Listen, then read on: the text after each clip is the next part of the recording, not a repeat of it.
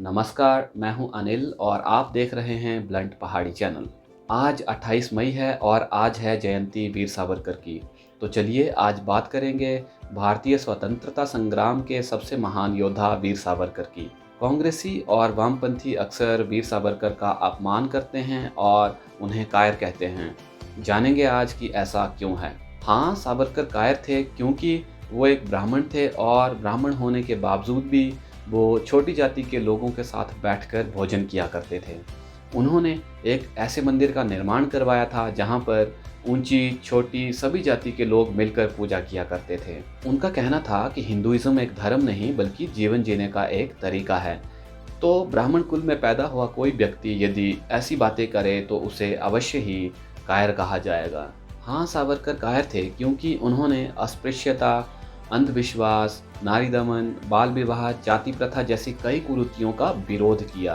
गांधी और अंबेडकर से पहले भी जाति प्रथा का विरोध करने वाले व्यक्ति थे वीर सावरकर। सावरकर कहते थे कि देश को अंग्रेजों से आज़ाद करवाने के साथ साथ इन कुरीतियों से आज़ाद करवाना भी बहुत ज़रूरी है। हाँ, सावरकर कायर थे क्योंकि वकालत की पढ़ाई पूरी करने के बाद और परीक्षा उत्तीर्ण करने के बाद उन्होंने इंग्लैंड के राजा के नाम पर शपथ लेने से इनकार कर दिया। वे कहते थे कि विदेशी राजा के नाम पर वो शपथ नहीं लेंगे। हाँ, सावरकर कायर थे क्योंकि वे पहले व्यक्ति थे जिन्होंने 1857 की क्रांति को प्रथम स्वतंत्रता संग्राम की संज्ञा दी थी। उन्होंने एक किताब लिखी थी जिसका नाम था इंडियन वॉर ऑफ इंडिपेंडेंस, जो कि बाद में भारत के बहुत से क्रांतिकारियों के लिए प्रेरणा का स्रोत बनी। उनकी इस किताब को अंग्रेज़ी हुकूमत द्वारा बैन कर दिया गया था क्योंकि वे भली भांति जानते थे कि ये किताब अंग्रेज़ी हुकूमत को जड़ से हिला देने का मादा रखती है। 1907 में जब 1857 की क्रांति के 50 वर्ष पूरे हुए तो सावरकर ने लंदन में बहुत से कार्यक्रम किए। उन्होंने 1857 की क्रांति में मारे गए लोगों को शहीद कहा। इंडियन हाउस में बहुत से कार्यक्रम करके सावरकर लोगों को ये बताते थे कि कांग्रेस की स्थापना करके अंग्रेज अपना हित साध रहे हैं।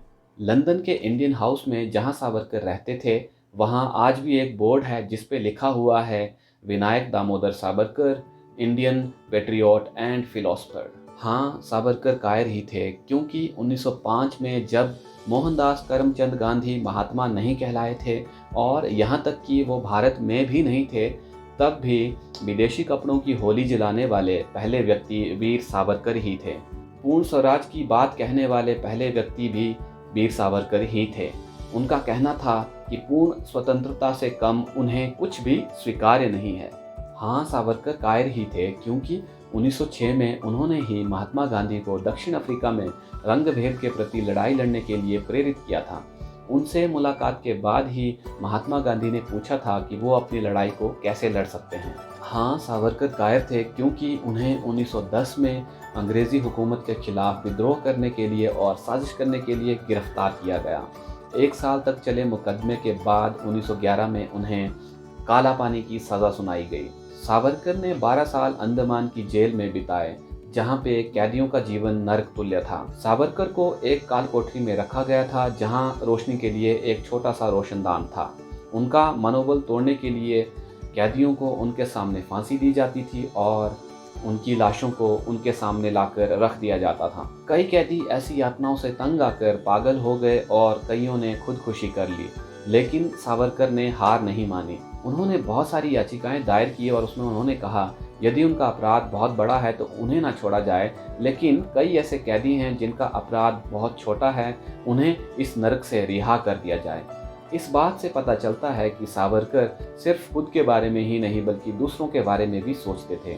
तो दूसरों के बारे में सोचने वाला ऐसा व्यक्ति अवश्य ही कायर होगा। हाँ, सावरकर कायर ही थे क्योंकि अंडमान जेल की यातनाएं भी उन्हें अपने पद से हिला नहीं सकी। वो दिन भर यातनाएं सहते थे और काम करते थे और रात में वो अपनी काल कोठरी की दीवारों पर लिखा करते थे। काल कोठरी की दीवारों पर उन्होंने हज़ारों पंक्तियां लिखी हैं और कई कविताएं उन्होंने वहां पर लिखी। हाँ, सावरकर कायर ही थे क्योंकि उन्होंने अपनी पत्नी से कहा था कि कीड़े मकोड़े भी घर बनाते हैं, उनके भी बच्चे होते हैं, वो भी जीवन होता है, लेकिन मानव योनि में पैदा होने के बाद भी अगर देश के काम ना आया जाए तो ऐसा जीवन किसी काम का नहीं। उनकी बातों से सहमत होकर उनकी पत्नी ने कहा था कि वो अगले जीवन में भी उन्हें ही अपने पति के रूप में चाहती हैं। तो एक कायर की पत्नी ही ऐसा कह सकती है। हाँ, सावरकर कायर ही थे, क्योंकि 1940 में जब नेताजी सुभाष चंद्र बोस ने वीर सावरकर से मुलाकात की थी, तो सावरकर ने ही सुभाष चंद्र बोस को बाहर जाकर एक सेना खड़ी करके देश की आज़ादी के लिए लड़ाई लड़ने के लिए प्रेरित किया था। हाँ, सावरकर कायर थे, क्योंकि वो विभाजन के बिल्कुल खिलाफ थे। उनका कहना था कि इस देश का विभाजन नहीं होना चाहिए, और यदि धर्म के नाम पर विभाजन हो ही रहा है तो इस देश के सभी मुसलमानों को उस तरफ चले जाना चाहिए और उधर के सभी हिंदुओं को इस तरफ आ जाना चाहिए, वरना धर्म के नाम पर विभाजन करने का अर्थ ही क्या रह जाता है। ये बात साबित करती है कि सावरकर कितने बड़े दूरदर्शी थे। वे जानते थे कि आगे चलकर शांतिप्रिय समुदाय के लोग इस देश पर बोझ बन जाएंगे और राजनीतिक दलों द्वारा समुदाय विशेष के लिए की जाने वाली राजनीति इस देश को बर्बाद करके रख देगी। इस बात का एक उदाहरण ये भी है कि मनमोहन सिंह ने कहा था कि इस देश के संसाधनों पर पहला अधिकार समुदाय विशेष के लोगों का ही है। आए दिन इस देश में हिंदू मुस्लिम का ड्रामा चलता रहता है। इस ड्रामे को वीर सावरकर उसी समय समझ गए थे। तो ऐसा दूरदर्शी इंसान निश्चित तौर पर कायर ही होगा। तो सावरकर की कायरता के इतने सबूत होने के बाद भी ना जाने क्यों कुछ लोग उन्हें वीर कहते हैं।